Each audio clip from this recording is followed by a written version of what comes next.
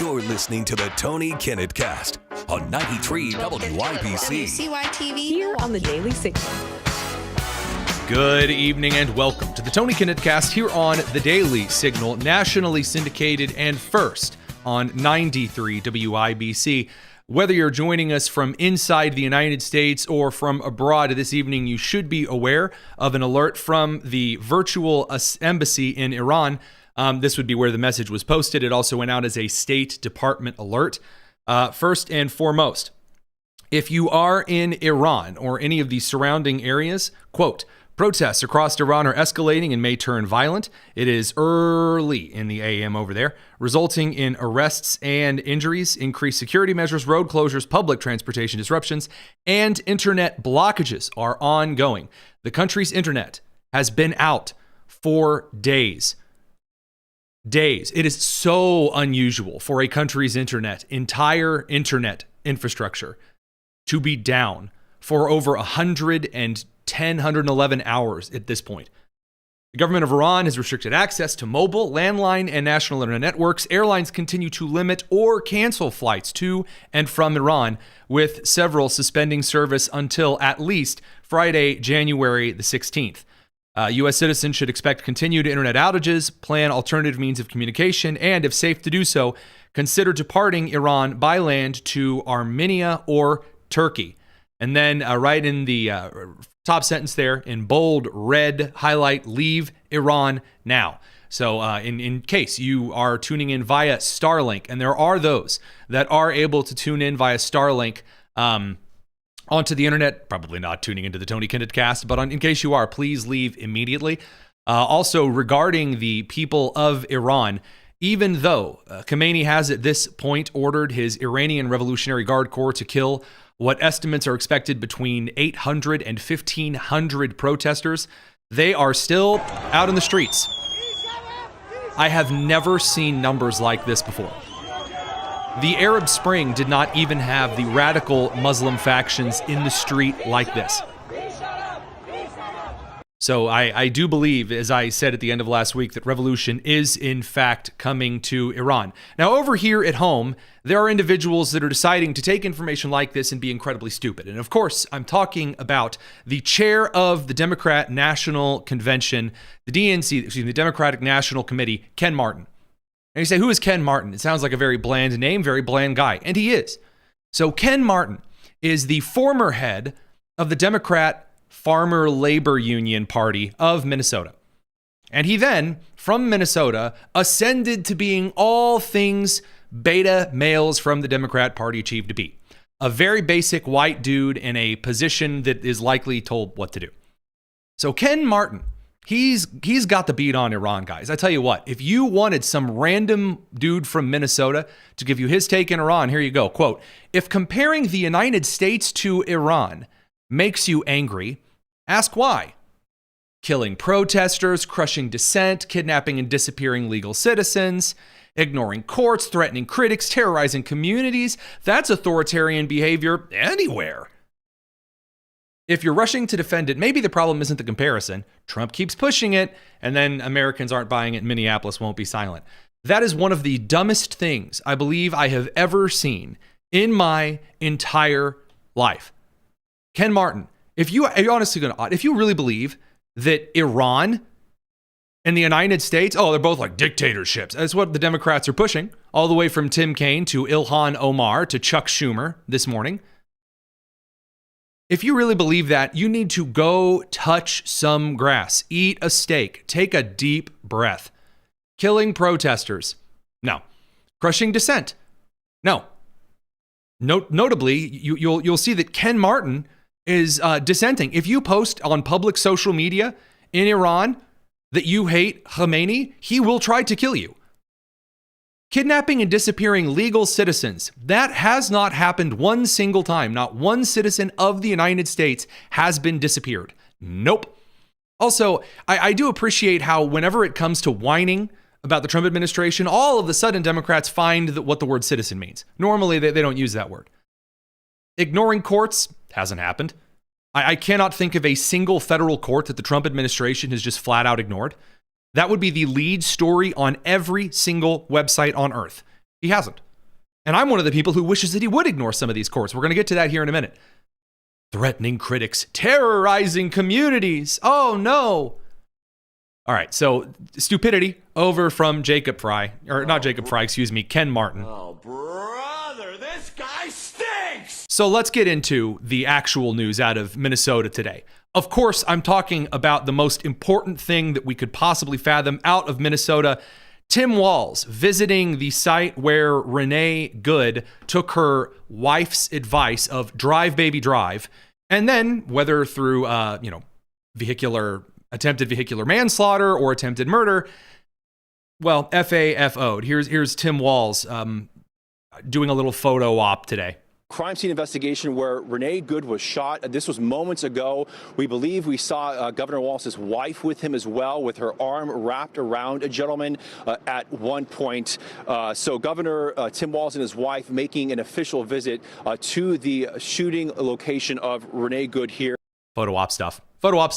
And he also tweeted out a photo of him there. He said, "Rest in peace." It seems like just yesterday Renee was violating federal law and abandoning her children. So, on to the actual news out of Minnesota today. Attorney General Keith Ellison has announced that he bravely leading the charge because he, not Amy Klobuchar, he wants to be governor. Not that whole, staff beating senator from Minnesota. He wants to be the next governor. So he has announced that Minnesota is suing the Department of Homeland Security. And I've read some of the court documents here. I have no idea what they are actually suggesting. What law that the federal government of the United States is violating by sending ICE into Minnesota? Here's Attorney General Keith Ellison. Against the United States Department of Homeland Security to end the unlawful, unprecedented surge of the federal law enforcement agents into Minnesota. Okay, so he says unlawful and then unprecedented. I'm going to let you guys in on a little secret right here in the beginning.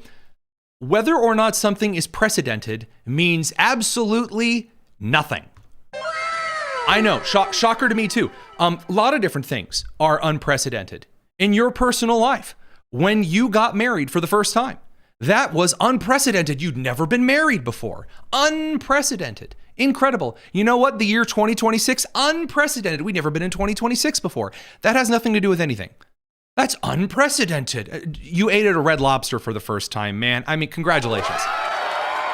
So, he says unlawful. In the lawsuit, it is never specified what laws Keith Ellison believes ICE is violating by upholding federal law regarding immigration and customs, hence Immigration Customs Enforcement, kind of cool, yeah, in Minnesota. Because this has to stop. It just has to stop. We allege that the obvious targeting of Minnesota. Here's going to be the thing. So first of all, this has to stop. Powerful legal argument. What has to stop? Well, he's going to say the entire allegation revolves around he's targeting Minnesota, as though the president of the United States has chosen to single Minnesota out. He's going after Minnesotans. Well, why would he go after Minnesota? Are there maybe a couple of policies that your state has passed via executive order or its legislature, maybe that provide a sanctuary to those violating federal law? For our diversity, for our democracy, and our differences of opinion with the federal government is a violation of the Constitution and of federal law. Okay, no. Oh, weird. Our differences of opinion on enforcing federal law, they came in and they enforced it anyway. Gosh, those stinking Union troops, they came down here and were like, hey, let us stay in Fort Sumter. And we were like, no, y'all get back to the North. Amazing. They didn't just go back to the North. Wow. Shock and horror and awe. We allege that the surge, reckless impact on our schools, on our local law enforcement is... To be fair, you closed your schools and then your people threw snowballs and rocks at your own police department. I mean, they expected another little George Floyd hullabaloo. Now, admittedly, it's a little colder outside, so those rocks and snowballs sting a little bit more than in the beautiful summer weather of Minneapolis, but... A violation of the 10th Amendment and the sovereign laws and powers of the Constitution grants to states. We allege... Okay, the 10th Amendment of the United States simply establishes federalism, says that any powers not explicitly given to the federal government in federal law and the Constitution are therefore supposed to be to the states and the people. meaning that Minnesota's saying, well, hey, we didn't give you permission to come in here, so you can't come in here. That's not what that means. The federal law is that you cannot enter the United States and then evade ICE, evade border control, evade the U.S. Customs agencies. You can't avoid law enforcement while you're here and then participate illegally in its economy, its society, etc. Radio crew, we're going to send you guys to the commercial and continue on the live stream without any commercial. It's the Tony Kinnett cast here on the Daily Signal. All right, we'll go ahead and end his. He just whines for a little while, but there is one thing I do want to point your attention to. He does make a case against ICE itself that I don't really think holds water, but I'll let you be the judge. And I wish I could stop there, but I can't, because these poorly trained, aggressive, and armed agents of the federal state have terrorized Minnesota with widespread unlawful conduct. Okay.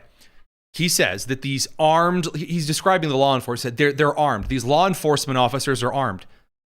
Well, first of all, in common sense, yes, police officers should be armed. That makes sense. You're showing up to arrest somebody who has violated the law. It makes sense they may not just want to just go peacefully with you, especially if they know you're not armed. And then he's saying it's unlawful. You know you're not allowed to resist arrest, right? That's not a thing that you're allowed to do. Like if an officer says, hey, make no sudden movements, and you start doing the wacky waving inflatable arm flailing tube-man movement, that's disobeying a direct order in the process of detainment by federal law enforcement. They're making unconstitutional arrests and using excessive force. DHS agents have barged into restaurants asking to access secure areas. And when asked to present a warrant, which is required by law, it is not for federal law. They respond, we don't need one. Correct. If you're violating federal law, you do not need a super duper alley-ooper, rootin' tootin', fresh and fruity, warrant from a local individual. You don't need one because you're upholding federal law. This isn't difficult, by the way.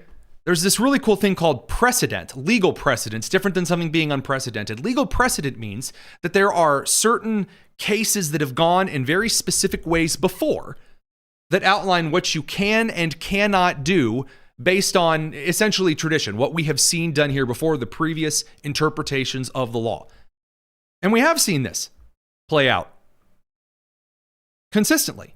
Now, I do want to point out that today we do have individuals that are still violating the law, and the media is losing their mind. Officials all over the country are losing their mind because despite videos showing people violating federal law, obstructing an arrest, assault, battery, etc., still the media is going to pretend that you can't watch video and see people clearly violating the law. Case in point, an individual standing in front of an ICE vehicle trying to prevent it to leave, and then getting shown where his hindquarters can sit. So you'll see an individual standing there in his boots, his jeans, his sweater, just kind of chilling, in front of an ICE vehicle, preventing it from leaving. He's standing there in front of the vehicle, phone out, keeping the vehicle from leaving. Now, what does that mean? That means that police officers, first of all, could arrest you if they wanted to. That's obstructing. But in this case, the officer decides a temporary relocation may be more beneficial and more, let's say, cost-effective. Boom. Now, the crowd immediately starts losing it. You have all of the waves going, oh no, what the F? I've never seen anything like this before. Clearly, you've never seen Philadelphia after an Eagles game. But anyway, in this case, the media individuals over on the left have taken clips like these and said they're just pushing over, violently assaulting citizens, innocent children. How could they do this? And people in the comments, even those on the left, are pointing out they're clearly breaking the law right there, right in front of us. It's really, really obvious. Now, moving on from there, this brings us to the Illinois lawsuit. The Illinois lawsuit. So, the Attorney General of Illinois, Kwame Raoul, got in front of the state today, right after the announcement from Minnesota, about an hour and a half ago, and made this announcement. Tear gas, chemical weapons, rubber bullets, masked men carrying I do like this. semi-automatic rifles, and instruments of war. Instruments of war. I like that. I like the style of just listing things. Men, guns. Fire-breathing dragons. I mean, come on. It's just right out there. Men, guns, meanness, Blue 42, Omaha. I mean, okay, we'll let them go here a little bit, though. Tear gas, chemical weapons, rubber bullets, masked men carrying semi-automatic rifles and instruments of war. It's like someone's just saying, hey, look, scary nouns. I find that enjoyable. As they intimidate, harass, and assault. These hallmarks of a war zone seen on movie screens have no place in an American city. I like that he says this. I do. He says that these hallmarks of a real place of war. These hallmarks of war. I'm going to let you in on a little secret. When he then says that you see in the movies, that's because real war zones are not just men, guns, water, air. Long ago, the Fire Nation attacked. Stop this nonsense. Why are you describing your own inexperience with what a war zone actually looks like? War zones are not the Hollywood depiction of war zones. You fool. But we got to bring the radio crew back from commercial. I want to get into his speech just a little bit. It's worth it. It's the Tony Kinnett Cast here on the Daily Signal. Don't go anywhere.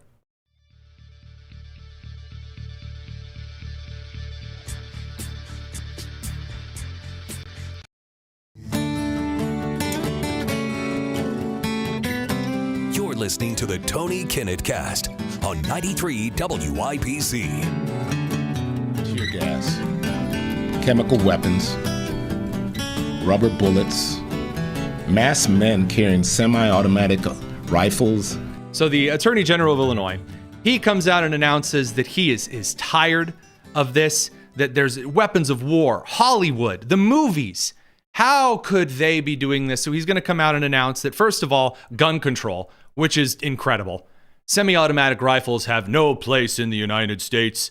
And then he says, he then flips it around to a daycare center. Illinois trying to sue the United States and the Department of Homeland Security.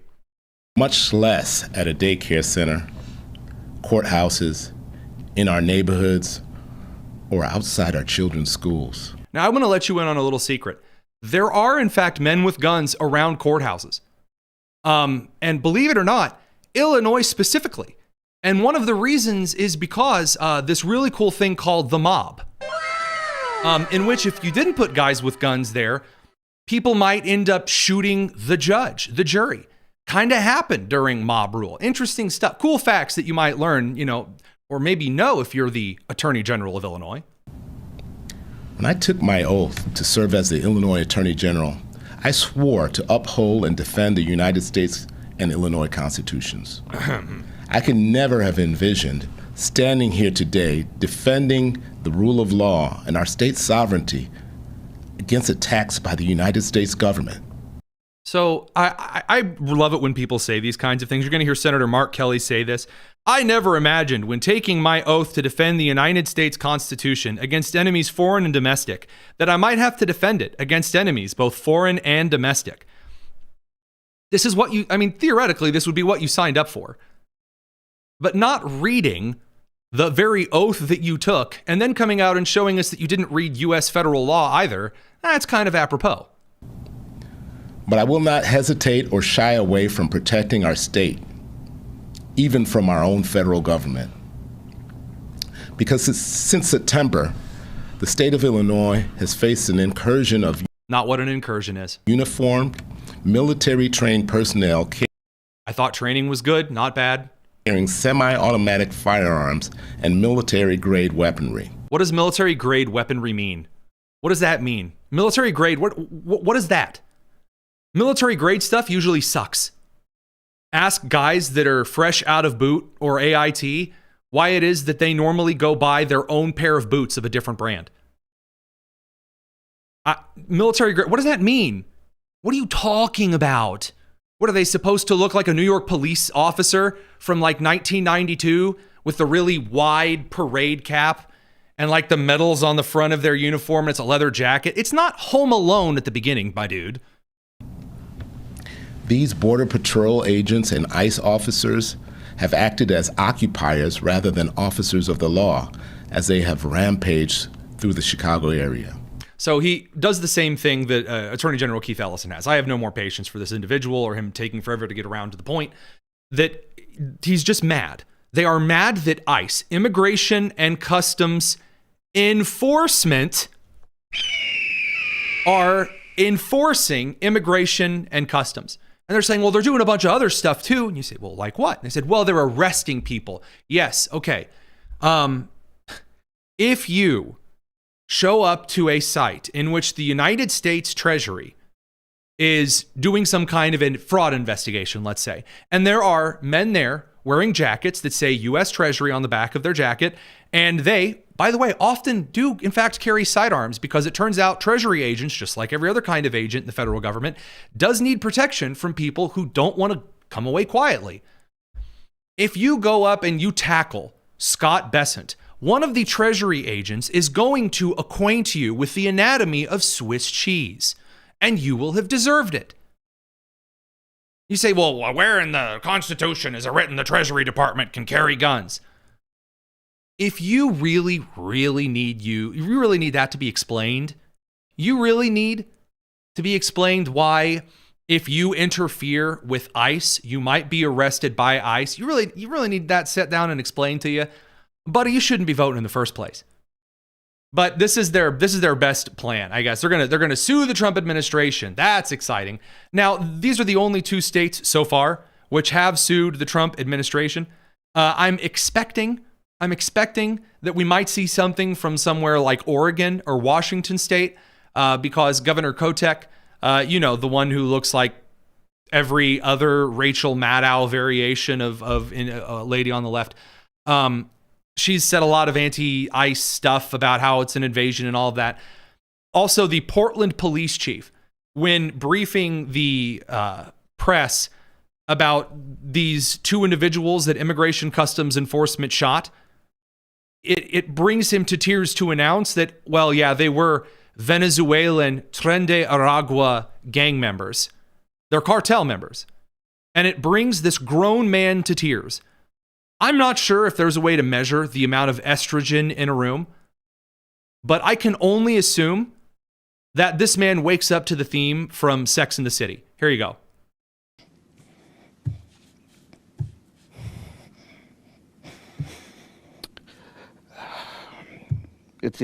No, he's not preparing to do jumping jacks. This is a man already crying into the mic. The police chief of Portland, Oregon. It saddens me that we even have to qualify these remarks, because I understand, or at least have attempted to understand through your voices, your concern, your fear, your anger. This man sounds like he's getting ready to announce they couldn't save Lassie down the well. This information in no way is meant to disparage or to condone or support or agree with any of the actions that occurred yesterday. But it is important that we stay committed to the rule of law, that we stay committed to the facts, that we stay a trustworthy and legitimate police department for all of Portlanders. Yeah, and then he goes on to say, yeah, these two dudes that were shot, Tren de Aragua members. Why are you breaking down into tears to announce that? Don't we want the foreign cartel gang members that human traffic and drug traffic and child traffic? Wouldn't you want them to be arrested? And if they resist arresting, don't you want them to be captured by law enforcement? Thanks to the New York Post for providing that clip. Radio crew, we're going to send you to the commercial, continuing over on the live stream. It's the Tony Kinnett cast here on the Daily Signal. Now, believe it or not, the left, while simultaneously trying to go after this lawsuit angle, they are starting to figure out that they're not going to whitewash, as funny as that word is appropriate here, they're not going to whitewash the actual history and the work of Renee Good. According to my colleague over at the Daily Signal, Tyler O'Neill, Renee Good has quite the troubled past.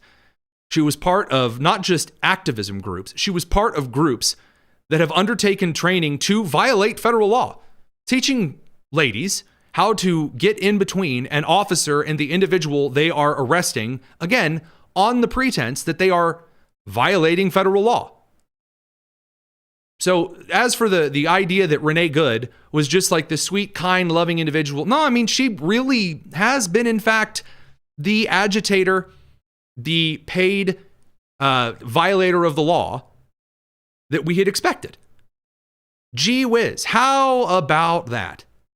Now, to move on to this, though, the left, kind of at large, is trying to make the statement that, at least according to these lawsuits from Illinois and Minnesota, that Donald Trump and the Department of Homeland Security, Kristi, Noem, its secretary, are singling out blue states. They're singling out Minnesota. They're singling out California. They're singling out Illinois.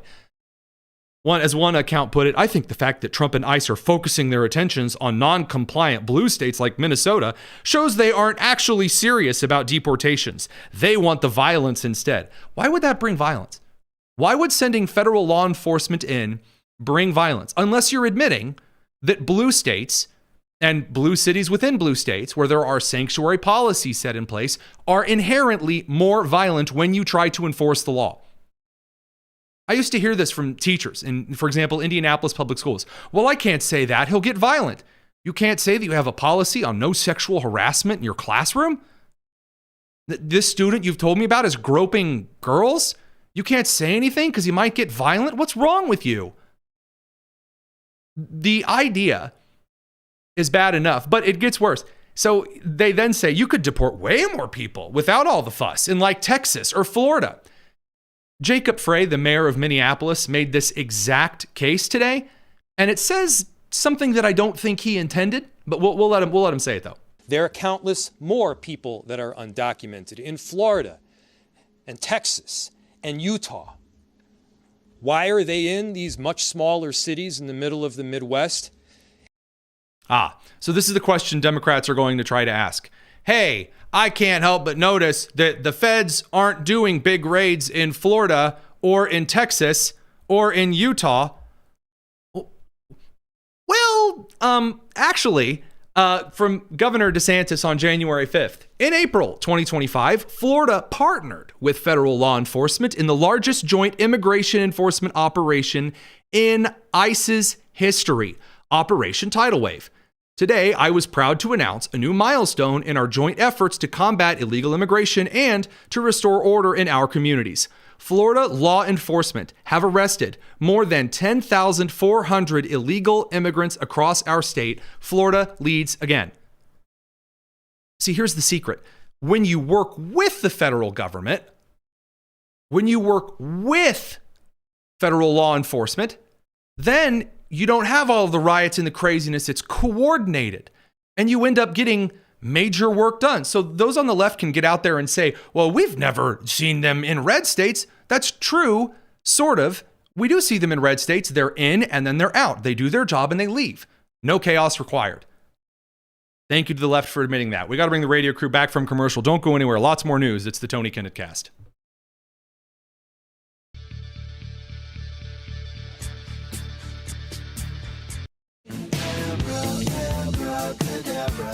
This is the Tony Kinnett Cast on 93 WIBC. Representative Ilhan Omar of Minnesota. Well, you would think that right now, in the middle of a series of investigations from possible immigration fraud regarding marrying her brother to enter the United States, all the way over to all of these photos of her with individuals from various fraud schemes, all kinds of fraud schemes, from the Minnesota Medicare and Medicaid Somali migrant fraud to the NGO and nonprofit fraud to, the daycare fraud, like all kinds of campaign photos with these very strong, important leaders of the Somali migrant community. One might think right now would be a very good time, were I Ilhan's lawyer, if you're Ilhan Omar, maybe to shut up, stay off of media, don't get out there and just run your mouth over and over and over and over. But, did Ilhan Omar listen to that advice? No. So she, first of all, out amongst the people in Minneapolis, just inciting violence openly. Excellent idea. Great. Way to go, Ilhan. Here she goes. We are going to show all of them the door out. And we are going to make sure. Again, the sign. Man, you must make a fortune in Minneapolis as like an ASL person. I'm just saying, I have seen more ASL staff in Minneapolis and at press conferences with local and state, and then, of course, congressional officials than anywhere else combined. I tell you what, St. Peter must live on the borders of Minnesota and just slice people's ears off as they go into the state to need this many ASL staff. We are going to make sure that these people pay for what they have done to us. We're going to make sure these people pay for what they have done to us. That doesn't sound like peaceful protest. That sounds very violent. That sounds remarkably violent. Now, of course, she excuses the kind of violence once she's actually out there on the big media interviews. So here she is making up a totally different story about Renee Good and what she was doing before, again, either attempting vehicular manslaughter or homicide via her vehicle. Here you go. They are claiming this is an act of terrorism. Yeah, Renee Nicole Good, as you hear her say, she's not mad. She's sitting in her car, peacefully waving cars to get by. Which is, again, why is she doing that? Why is she waving cars to get by? What does that mean? Oh, she's parked in the middle of street, preventing immigration officials from doing their job. She's obstructing justice. She has no authority to just wave. She's not the crossing guard. What is this? No. And she's not sitting in her car peacefully either. There's been more footage in the last 72 hours that has emerged, different angles from this particular event than we see out of most events' entire investigations. And every single video that is released makes Renee Good look worse. She was accosting officers, doing the very kind of stuff that, according to her little groups, that she was trained to do. This agent, as you see, gets out of his car, automatically starts running towards her, trying to open her door. She feels scared. She tries to turn the wheel away. And then you see the other officer, who can clearly see the car is moving, move towards the front of the car, which... That's not the timeline. That's not the timeline.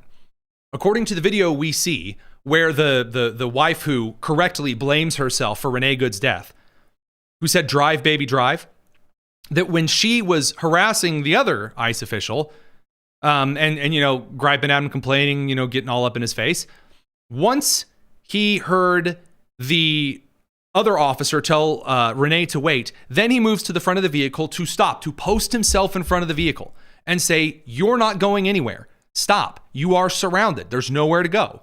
You violated the law." They are saying that he has 10 years on service, and they're not saying it.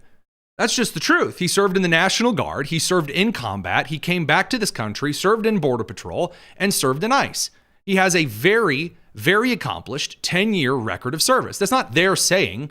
That's the fact of the matter. Is trained, he should know that you shouldn't be trying to get in front of a moving car. And it was not moving when he was in front of the vehicle. And I'm sorry, this idea that, well, he should know not to put himself in front of a vehicle. Hang on a second here. Why? Why does she have the right of way? Pedestrians have the right of way. You know what might be a better idea? Don't run over police officers. You know what might be a better idea? Don't obstruct traffic. Don't park your vehicle at a 30-degree angle in the middle of the street to block federal law enforcement. And then when federal law enforcement is finally tired of saying move, move, move, and they say, all right, fine, then you're going to be under arrest. And they go over and try to pull her out of the car because she will be under arrest for violating federal law. Then her lesbian life partner of excellent advice then says, hey, break the law, drive, baby, drive. And she drives, and then once she has FA'd, she then FOs. So it is not acceptable for Kristi Noem and the president and the vice president to make these kind of judgments without there being a full investigation. Oh, isn't that the pot calling the kettle black? What on earth well, they should really wait a couple of seconds. After all, I don't have a record of immediately condemning Derek Chauvin and the ICE agent in this instance, and every other situation where before we had an investigation pull out, especially if there was a racial narrative, presto, Ilhan Omar parachutes in and goes, I'm the captain now, and then announces to the world she has divined the truth of the matter. Incredible stuff. Incredible. Unfortunately, this does turn into a little bit of a fraud situation regarding the budget as well. Ilhan Omar is already under several kinds of federal investigation, but she is still going 110 miles an hour, throwing in earmarks to, I'm not joking, ISIS. You were told, I was told, that when it came to the fine individuals like Representative Ilhan Omar, that her Somalianness, well, it wasn't the kind of festering, fraudulent behavior that was like a lot of the rest of the Somali migrant community. No, she's pure as the driven snow. She would never be caught, say, trying to stuff in a bunch of funding into more bills while we're already in the midst of a major fraud scandal. Well, it seems that might be a little too optimistic, because Mike Howell here at the Oversight Project has got a little news for us. Mike, take it away. Yeah, so look, the entire country was reeling over the Minneapolis fraud scandal, right? And Congress gets back right after the New Year's. And what does the Republican-led Congress do? Put forth a bill that includes giveaways to Democrats, what we call earmarks. None other than Ilhan Omar and Senator Klobuchar up there in Minnesota put in an earmark for a Somali-led organization, nonprofit in Minneapolis that, quote unquote, does, substance abuse type stuff. We checked it out. I don't think they do too much of that. And guess what? They got ties to ISIS of all places. And so we raised the alarm. Unfortunately, sometimes the only thing you could do around this town is just go viral on social media. And it went viral enough that the Republicans were shamed enough. They took that one earmark out, left the rest in. But this just shows what we're up against. And guess what? They're back at it again this week. They got another funding bill full of pork. I hear this constantly, and it bothers me. People say, well, maybe what we need to do is get rid of, the filibuster over here. Maybe what we really need to do is change how executive power works over here. I have an idea. Maybe send congressmen and women to Washington whose immediate reaction to anything at all is just, oh, quick, somebody get another earmark into the funding bill. I mean, it's ridiculous how many projects that are either like minutes. We just got done talking about Tim Burchett and funding Al-Qaeda directly. We just got done talking about the funding, of course, for Al-Shabaab in Somalia. Now here we are with funding to ISIS. Of course, it's connected to Klobuchar, who's likely to be the next gubernatorial candidate to replace Tim Walz. Ilhan Omar is involved. You guys know that you haven't looked over the entire budget. No one has. That thing is bigger than Rosie O'Donnell on a fight night. That's right. I mean, and Republicans, it's just like they don't understand really what the people expect of them. They don't think they're going to catch them. So they put these things, on the internet like a couple hours before they're going into a committee hearing to move it, and no one reads it. I'm not even sure leadership read it. I know that Republican leadership wasn't thrilled that we were, the skunks of the garden party and said, hey, slow down here. Like, you can't get money to ISIS connected groups. But this is just business as usual, and it shows how out of step this Congress is. And the Republican Party, frankly, the money and incumbency and the power to protect these people that are so out of line with voter intent is really a core issue in our constitutional republic.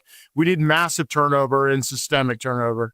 So how is it the Oversight Project, when you guys tear into these particular bills last minute here, you're looking through all of these programs, can you give us a bit of insight as to how you do this? Because I'm used to, the whole FOIA process taking forever. You've got turnaround that's got to be lickety split quick here before the House, ships it over to the Senate. Give us a little bit of insight as to how you find these things.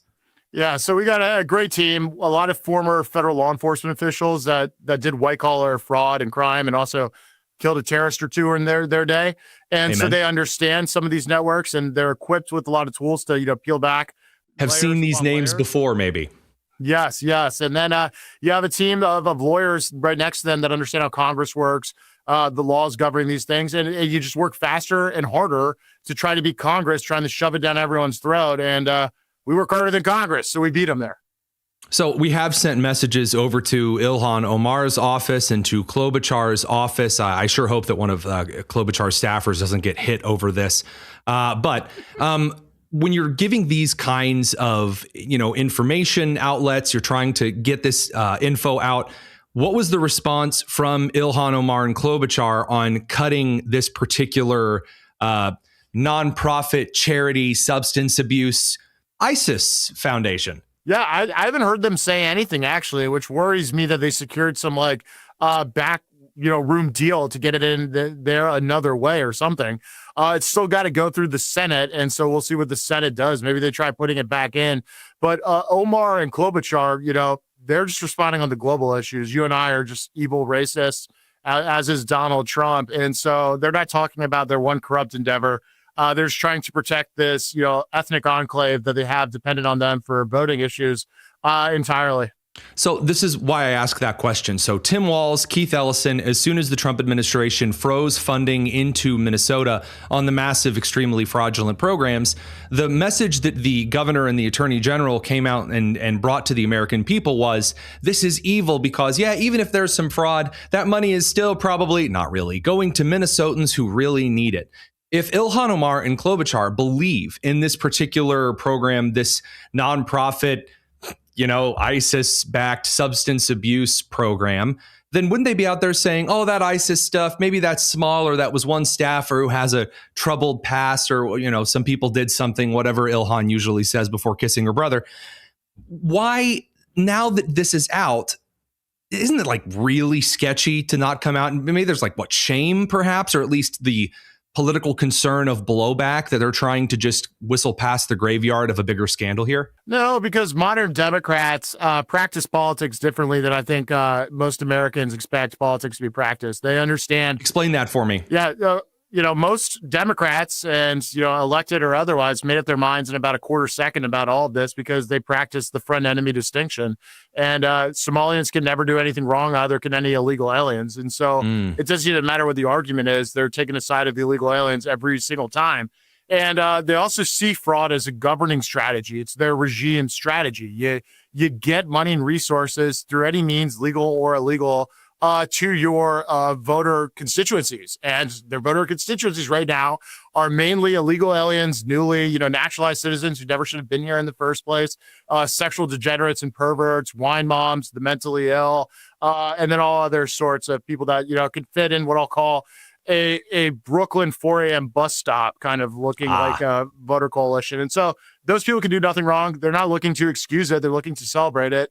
I mean, if you could get Somalians millions of dollars out of the government's coffers, you're going to be pretty damn popular in Minneapolis. And that's why, Klobuchar's there and Ilhan Omar's there. It's really that simple. Really good points, as always. Mike Howell, director of the Oversight Project, will, of course, link this latest bombshell down in the description. I don't know how you guys keep finding this stuff, and it's even more concerning that it has to be y'all that find it, not, the people we send to Congress. Thanks for stopping by. Hey, thanks for having me on, buddy. All right, let's talk for just a couple of minutes here about some of the ways that the federal government is moving forward to fix this stuff from happening in the future. Because believe it or not, there is some really good news. One of these things is that Treasury Secretary Scott Bessent is now pushing forward official executive level policy. This will need to be codified by Congress, so good luck, Chuck. But Treasury Secretary Scott Bessent, from his perch in the administration, is ensuring new policy that says if you are on any kind of federal assistance, whether you're on welfare, whether you're on the Medicare, Medicaid help, if you're on some kind of public assistance from the United States, you are not going to be allowed to send money out of the country somewhere else. So if you're one of these people who come to the United States, and when coming into the United States, you then get a bunch of welfare and help, you're on some type of super special migrant money delivery system. And then you decide that you're going to send money back to, let's pick a random country out of the blue here. Let's say Somalia. All right, you will not be able to just throw that out of the country anymore. It will theoretically be flagged because you do have to basically state why you're sending money out of the country anyway. And it will give the United States federal government a little, and I do mean just a little more of a heads up in the amount of money that is leaving. Now, According to a couple of sources, I'm not quite ready to, double down on this yet. There might be money sitting in bags at the airport in Minnesota. We'll get to that. Don't go anywhere. It's the Tony Kinnett Cast here on the Daily Signal.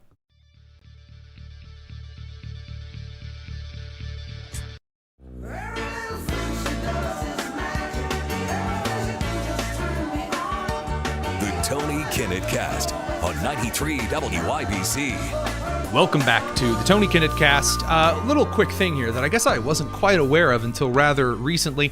If you're listening over on the radio side or the podcast side of things, I really would encourage you to head over to youtube.com/Daily Signal or our equivalent over on Rumble and watch the show there. There's a lot of really great visual elements that we do enjoy showing you. And I'm just going to say that's the best part. Now, if you're in traffic, like on I-465, don't watch the show then. It'll keep for just a minute or so. What won't keep for just a minute or so, do you like that segue? There are, according to Real America's Voice, bags of money that have been discovered supposedly en route to Somalia yet again at the airport in Minneapolis. Now, this has been a thing for quite a while, in which, even as we've shown clips of here on the show, former TSA agents have verified that there were big briefcases, suitcases full of money. And I'm not talking about the Iranian currency or the Zimbabwean currency that is not worth the toilet paper that it would be used to wipe for. I'm talking about U.S. greenbacks sending their way out of the country to Somalia or other countries of interest. So it appears that right in the middle of this insanely huge series of fraud scandals and investigations, that people might still be doing their darndest to get money out of the country and into the, pockets of, what would you call them, their benefactors? As said, paraphrasing, but the word clan, used specifically, their clans back home, as they would say in Somalia. Now, moving on very briefly, the President of the United States, Donald Trump, he is in the middle of this major Middle Eastern conflagration, taking a bit of time to roast those who continue to endeavor to get in the way of immigration customs enforcement officials in Minneapolis and other cities. Here's the President of the United States. Vice President yesterday suggested that Renee Good, who was killed by this ICE officer, was part of a broad left-wing network. What has your team told you about this broad left-wing network? Who is in charge of it? Who's part of it? What's it called? Well, I haven't seen the vice president's statement, but he's generally very accurate. I hate to say, I watched that yesterday, and there were a lot of different forms to it. But there was a woman screaming, "Shame, shame, shame, shame." She was a agitator, probably a paid agitator, but in my opinion, she was an agitator, a very high-level agitator, so professional. She wouldn't stop screaming. I said, this isn't a normal situation. This is a professional troublemaker, because you heard it and I had it. Now, I will say this. The news sort of turned her down, turned her off, because you're trying to watch. She was so loud and so crazy and just not normal. When somebody sees something like that, they don't. And by the way, in case you're saying, well, Trump's just talking, he's just rambling on. No, there are protesters. The Daily Wire's reporters have confirmed this. Again, just individuals admitting to them. I believe Fox as well. We have a clip ready. Laura Ingraham seeing people just admit, yeah, I'm being paid to be here. I'm being paid to agitate. I'm being paid to encourage people to obstruct justice. Shame! Shame! Do you have a job? Do you have a job? Shame! Shame! I'm getting paid right now! Shame! Shame! I'm getting paid right now. Excellent. I love that. I'm due. I got to say, the radical honesty of some of these individuals as to why they are there, what they are doing, what they plan to do. For example, when they announced that they have driven in 4 hours just to protest outside of a Mexican restaurant. I mean, come on. Paul, you came in from Madison, Wisconsin. That's a long drive. Help explain. I have. That is a really long drive from Madison up to Minneapolis. And that's some boring country to drive through. Sorry to my friends out in Hillsboro, Wisconsin. Why would you do that?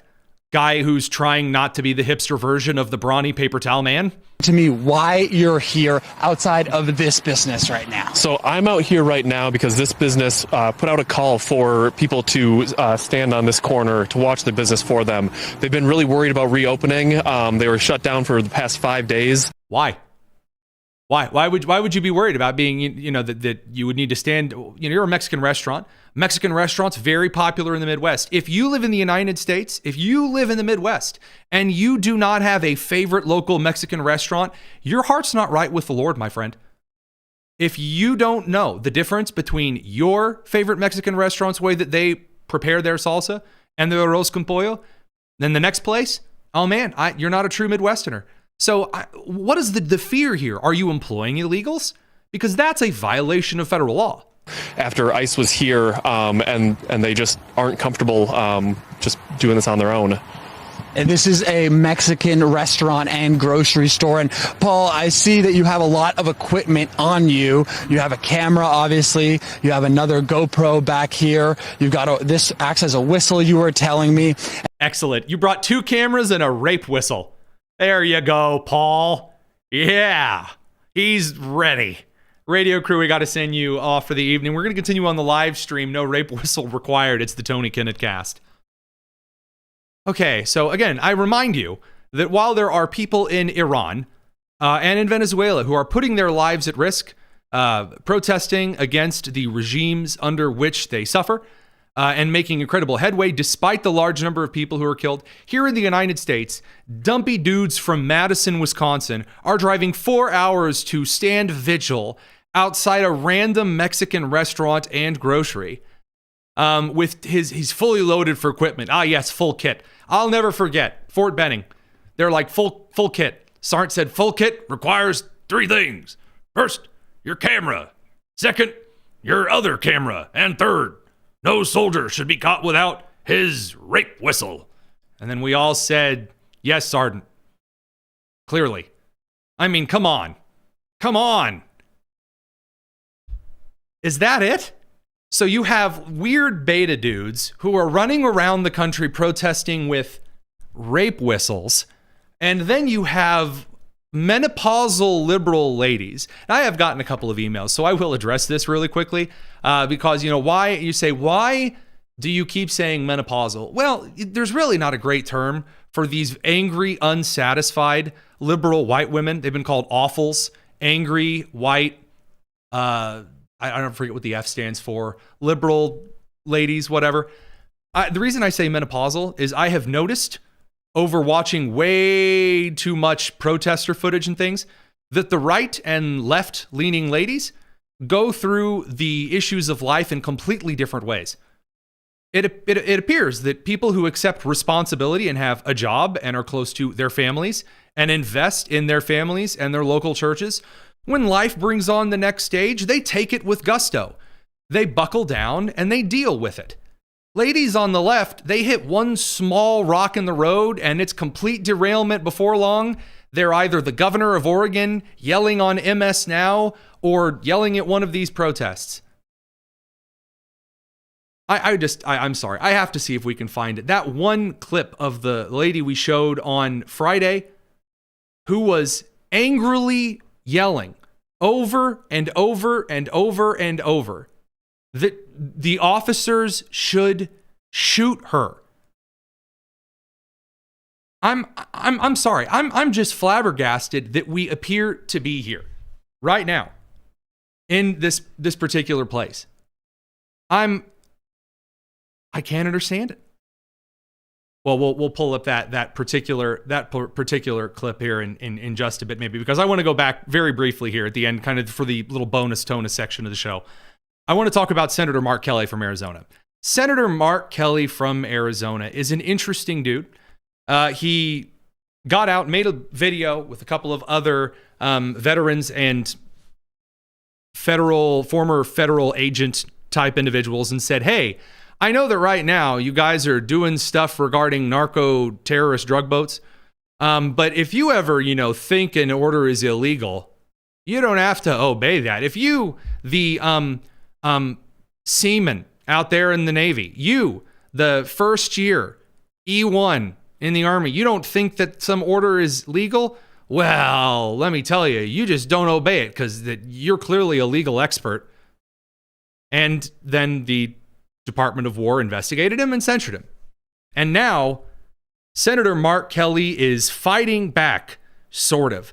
So he does what every Democrat congressperson does to, seem hip and young. The very first thing you got to do is get out the phone, hold it vertically, and make your blogger announcement. He's suing. Here you go. Hey, folks. So today I filed a federal lawsuit against Pete Hegseth and the administration. And here's why. Donald Trump and Pete Hegseth sent a chilling message to every retired member of the military. If you speak out and say something that the president or the Secretary of Defense does not like, you will be censured, threatened with a reduction in retirement grade, or even prosecuted. They're abusing their authority to silence the voices that they find inconvenient, even when the speech is protected by the First Amendment. That warning is not just alarming, it's unconstitutional. And that's why I'm fighting back. So thank you for standing with me through all of this, and I'll keep you posted. Okay, that's real special. So he makes the case that he is being taken advantage of. His First Amendment rights have been thwarted. Okay, according to the Uniform Code of Military Justice, you give up a select number of your First Amendment rights to act in chorus, to act according to the whims and wills of your commanding officer. And even after you take off the uniform, if you ever use your status as a uniformed member to encourage others to engage in insurrection or impede the process of normal orders being carried out, that's illegal. You can't do that. That violates several policies and procedures in both civil law and in the Uniform Code of Military Justice. So he's very, very upset. So then he did what all other Democrat individuals who are mad do. He gets out on the floor of the Senate on C-SPAN 2, couldn't make C-SPAN 1, and he yells a little bit more. Again, exciting stuff for Senator Mark Kelly. Good times. A 100-year-old World War II veteran could be hauled in and censured or court-martialed because he says something that Pete Hegseth disagrees with. Now, you and I know that's not going to happen. The first and foremost reason that's not going to happen is if you think there is one World War II veteran, find me one World War II veteran that is against blowing up narco-terrorist boats in the Southern Caribbean. Find me one World War II veteran who believes this, especially a World War II veteran who saw combat. There is not one out there that is whining, going, well, maybe these 4 modified outboard motorboats without any fishing rods are fishermen. Gee, they're really explosive like precursor chemicals, but incredible stuff. So also, no one's hauling a random guy before Congress. You are both a United States Senator and parade your military status around as an 06, a retired Navy captain, and use it as weight and authority when you talk to troops. In essence, you are encouraging a change in the way a soldier, an airman, a sailor, a Marine, a Coast Guardsman, or for the Space Force, a Guardian, views their commanding officer's orders. You can't do that. Court-martialed because he says something that Pete Hegseth disagrees with. That's wrong. It's not the way things work in the United States of America, and I will not stand for it. Okay, that's really great. That's not how things work in the United States of America. Well, see, the Uniform Code of Military Justice is for the United States of America. Fun fact. I know, deeply shocking to me when I heard it. I couldn't believe it either. So really cool facts. We'll see what that does. He's filed a civil lawsuit, which means that's going to go nowhere. But still, exciting stuff, super neat. Way to go, Mark Kelly.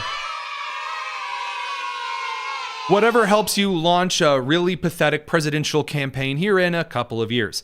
Now, I did promise, when I said I was talking about the ladies of the menopausal left that are losing it, I did have that clip saved. Here you go.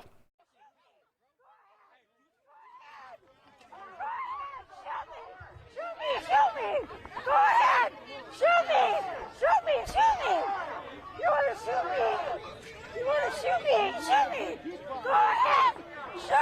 me! Pepper me! Hurt me! Shame on you! I'm your grandmother! You are not my grandmother. My grandmother is a wonderful woman who does not act like that in public. No, you're not my grandmother.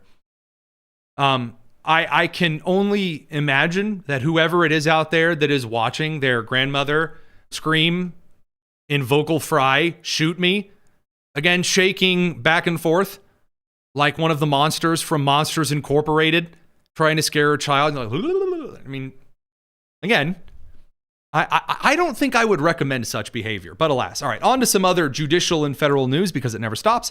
A federal judge on Monday changed her mind. Sorry, I'm just gonna leave that one. Excuse me. A federal judge on Monday changed her mind and decided there should be a hearing to determine whether Luigi Mangione's backpack was lawfully seized and searched during his arrest in Altoona, Pennsylvania. So you may recall Luigi Mangione, the guy who allegedly shot the CEO of United Healthcare, an insurance company to which he doesn't get insurance. A very mentally unstable individual who, I mean, running from the police using fake IDs and identity. The footage that's been procured, for example, from the McDonald's that he was arrested in, really sketchy stuff. The judge is now accepting a hearing that the police who found this individual unlawfully seized and searched his backpack. I'm starting to believe that Ketanji Brown Jackson's appointment to the Supreme Court of the United States was actually not that unprecedented. Because apparently, they hand out federal judgeships to anyone on the street that has a pulse, and sometimes maybe not even that required.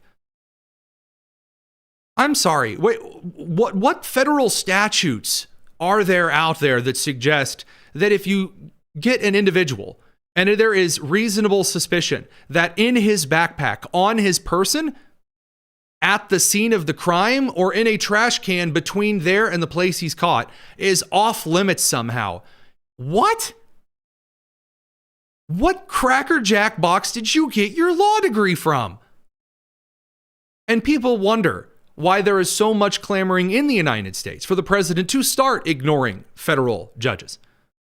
I know the Supreme Court ruled in a lot of federal judges in their national, universal, super duper injunctions last year in June, but I got to tell you, they didn't go far enough. They did not go far enough at all.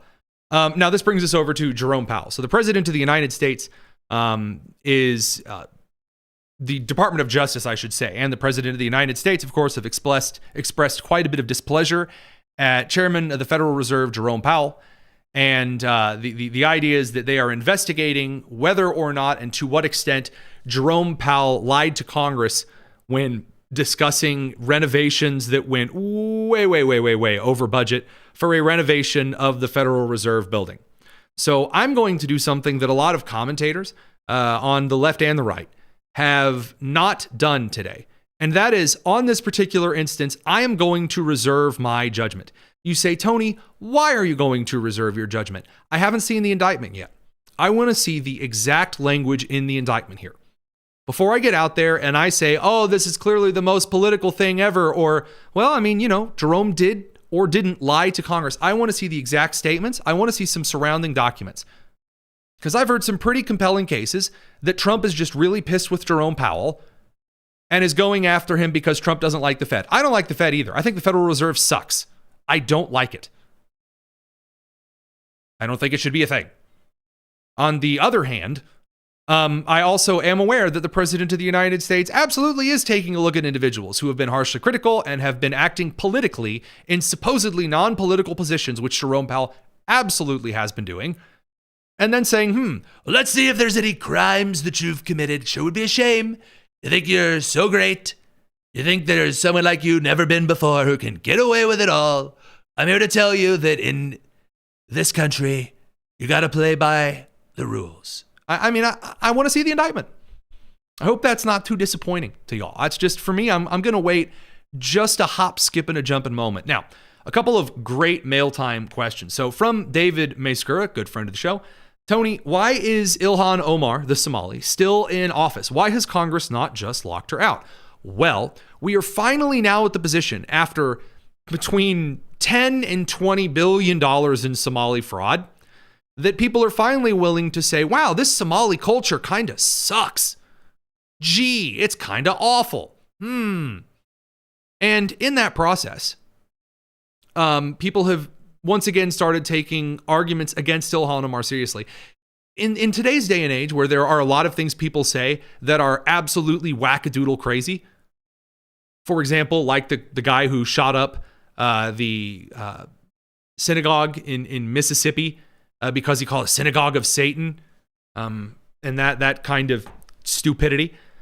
It just so happens that when you're in the business like this, where you hear a lot of people saying a lot of things every day, it can be easier to suggest that something that sounds too crazy to be true doesn't deserve your attention. The issue with Ilhan Omar is that a lot of this stuff is rather documented. And so therefore it requires two things. Number one, it actually requires a Congress to have the cojones to censure her, to expel her from Congress. George Santos got that treatment, deservedly so. So should Ilhan Omar. I don't know why we have the awkward and weird, goofy deflections. I'll remind you that there was a particular Republican representative who may or may not have gotten married in the Al-Qaeda mosque. Yes, that Al-Qaeda mosque. That, in exchange for dropping investigations on him from an ethics committee, we wouldn't touch Ilhan Omar. How about no? How about just getting rid of her? Now, she is now getting the investigatory scoop. Nancy Mace is heading this up. James Comer is finally ready to just say screw it to everyone else and take some knuckles. But I really am with a lot of you on this one. I've heard the investigation thing.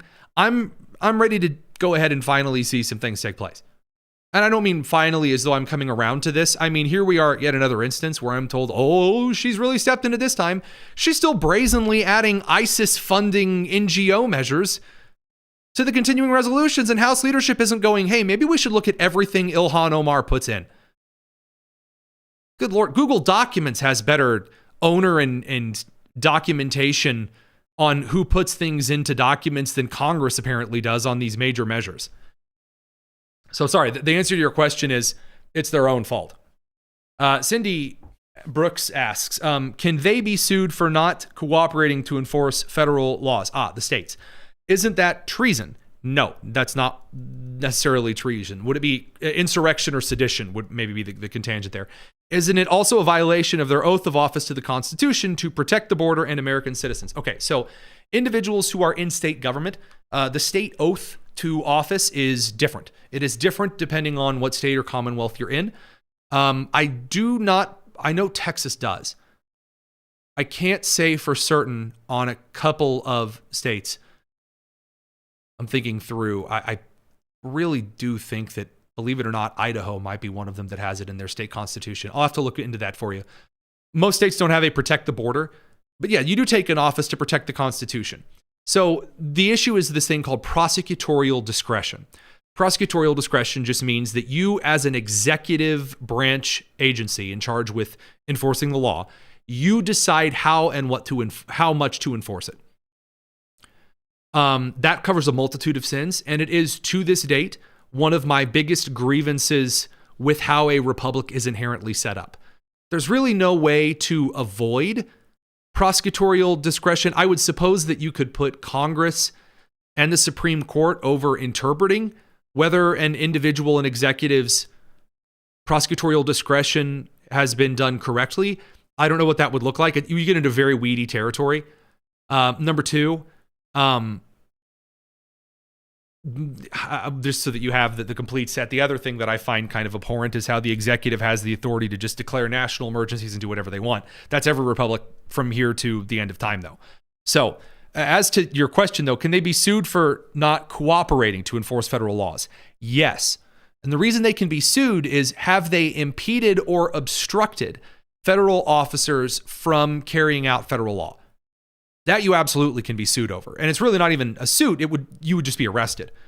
If a state official is found compliant in obstructing the process of a federal investigation or a federal law enforcement execution, yeah, well then absolutely they can be arrested. That would be a case of insurrection. For example, Tim Walz threatening the National Guard. That cooled down real quick because that is a very blatant kind of insurrection and sedition. So, this is another aside here. Treason is when you directly help another country against the United States. And this isn't like they're kind of helping sort of the interests of, no. This would be you directly helping a foreign government specifically. That is treason. Sedition is when you act against your own country in a conspiratorial manner to impede the federal government in the interest of destabilizing it. That would be sedition. Insurrection is just openly breaking and violating federal law and preventing the federal government from carrying things out or attacking the United States federal officials. That kind of fits under insurrection. Again, there are some different interpretations that are not in a precedent setup, but between the Cold War and several espionage arrests all the way into the 2000s and 2010s, and the post-Civil War Reconstruction era, there are several parallel interpretations on law surrounding insurrection and sedition. And so it's a little difficult to give you just a straight up, dead on right in the eyes answer on that one. So that's kind of the best I can do at this particular time. Last particular question for the day. Will they have any, this is from Rizal. Tony, will they have any chance, Illinois or Minnesota, to win in suing ICE? I'm still not aware what it is that ICE is being sued for. They are suing them for the most blasé. I need to see the actual lawsuit charges that are being filed. Like, what are they saying? Are they saying that the federal government broke state law or broke federal law? What's the charge here?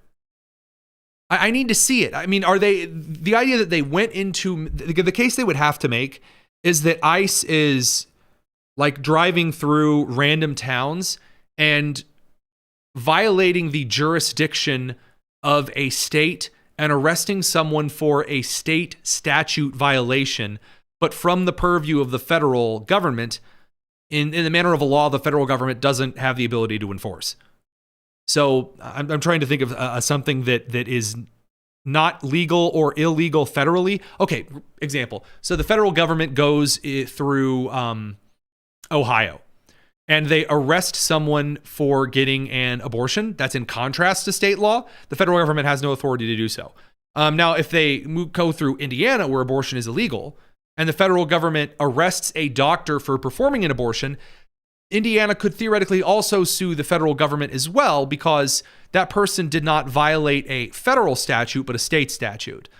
So in can they win? I think that you might, the joke was made online to me today. I don't think it was much of a joke on a tweet that I wrote about this. That they already have the federal judge in mind ready to essentially issue some kind of an injunction to get ICE out of there. And I think that's possible. But it is very likely an appeals court will backhand this like a noisy kid in a Walmart.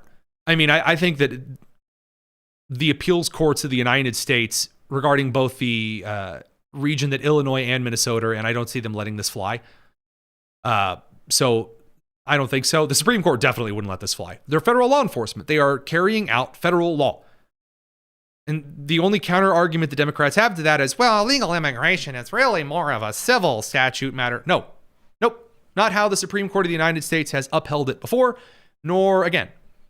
Or it would have already been done at the beginning of the administration. This is now what would be called a convenient excuse for a lot of judges to claim they are now seeing this from a different angle. Is it actually going to happen? No. There was a Democrat opposite me today on News Nation during the day. I'm the national correspondent for the Daily Signal. Who was, other than saying over and over and over that he was a former prosecutor, that he also tried to communicate that federal law enforcement did not have the authority to enforce the law. That's not how that works. That ain't how that works. Congress already gave ICE the full funding to hire agents to go throughout the country and to carry out federal law enforcement. If you don't like that, change the law. That's a legislative issue. Tom Homan, by the way, has been very clear on this.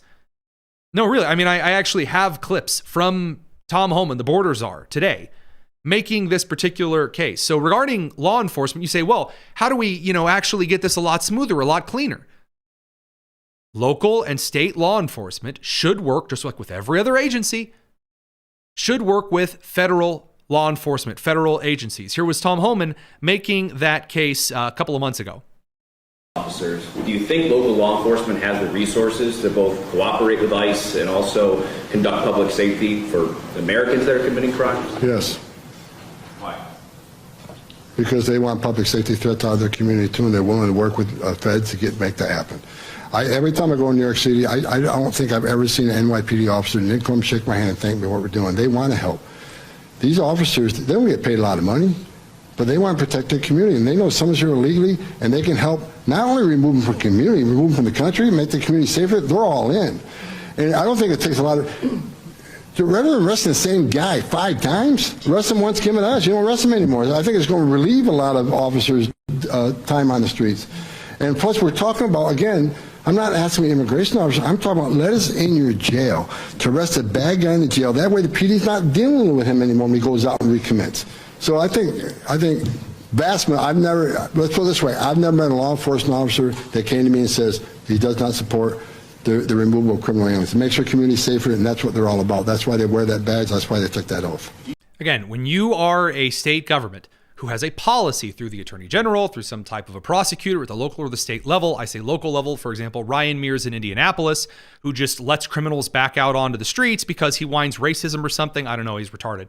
Or in, concurrent, you have an individual at the state level who also just lets people out of prison, as has been the policy in Minnesota. We've run the story here on the show. In Illinois, J.B. Pritzker letting illegals back out onto the street. Gee, I'm starting to realize why it's the Illinois and Minnesota attorney generals going after the feds here. When you let them back out onto the streets, then the feds have to do what? They have to go in there. Final analogy, and I'll be done here. But it is a fairly decent analogy if I do say so myself. When you are driving down the road with your children in the back, or this is already past a point of life for you, remember back, if you don't have any kids, remember when you were a kid, and you have kids in the back of the vehicle that are being obnoxious, noisy, and are fighting. They are breaking a rule you have set in your house, no fighting. And they're fighting anyway. What has every single parent said? Don't make me come back there. Now, does the parent say that because they want to come back there? Do they want to have to pull over to the side of the road and introduce someone to a come to Jesus moment? No. What they want is the children to comply. Stop fighting or things will be worse. Follow the rule of law or you really won't like what follows. This is what's going on with the federal government. Hey, Florida, you have illegal immigrants who are in the state violating federal law. And so Florida says, hey, we'll help you with that. No problem. Painless, easy. Presto, no problem. You have a state like Minnesota. And the feds say, hey, can you give us your data on SNAP benefits? Nope. You're going to use that to deport people. Okay, will you give us your data on Medicare and Medicaid? Nope, you're going to use that to deport people. Okay, will you give us your information on the IRS and Social Security information because we suspect there to be serious tax fraud and stolen identities? Nope, you're going to use that to deport people. Okay. Will you give the federal government the violent criminals who are illegal aliens who are already in your jails and prisons? Nope, we've already let them back out into the community. Okay. Well, then we're getting in there. We're coming back there. Because the people of Minnesota, the citizens of the state of Minnesota, have a right to safety encouraged by the U.S. Constitution. So to answer the early question about can they be sued, no, it's the federal government has the right to come in and set things straight. Because eventually a state's lawlessness progresses until the point where you do start reaching the point of insurrection and treason. Or sedition, I should say, not treason, insurrection and sedition. So that's kind of the answer. I hope that analogy worked. That kind of came to me kind of there at the end of the show. So that said, I hope that you guys have a wonderful evening.